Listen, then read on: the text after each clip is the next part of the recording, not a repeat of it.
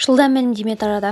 Сәлеметсіз бе қымбатты көрермен, арнамызға қош келдіңіз. әлемде және Қазақстанда болып жатырған соңғы жаңалықтарды алғаш арқадарынан біліңіз келсе, арнамызға жазылыңыз, лайк басуды ұмытпаңыз. Киімдерімнің ішіне санмен жазылған, сырты қоршалған жазулар шықты. Жігер Ауыпбаевтың суретте жасамақ болғаны рас па? Бірер күн бұрын Жігер Ауыпбаев екінші рет үйленіп жатқанын мәлімдеп беташар той жасады. Алайда өнердегі достарының басын қосқан әнші тойдың пранк екенін айтып, жаңа әннің тұсауын кесті.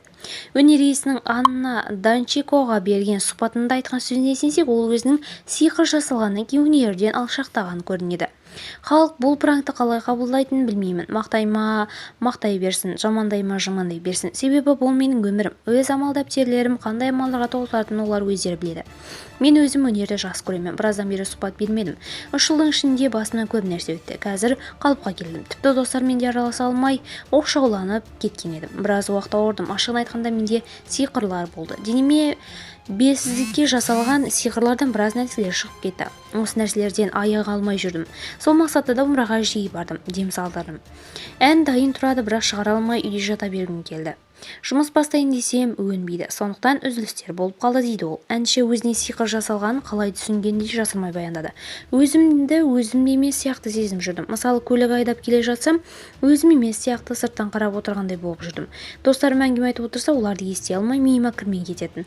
Олардың айтқан сөздері есімде қалмайтын. Шашым түсе бастады.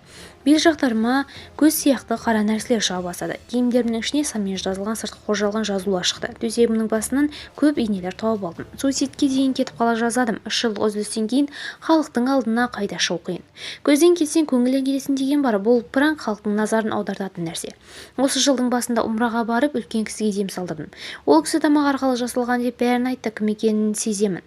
Кім болса да аман болсын. Бәлкім ішімде жанып тұрған жалыннан айырылғысы келіп, жап-жақсы келе жатқан жолды жапқысы келген болар.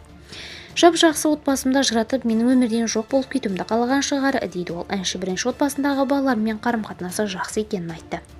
Видеомыз кеңінен таралу үшін лайк басу, жақындарыңызға таратуды ұмытпаңыз. Бізді бақылауды жалғастырыңыз.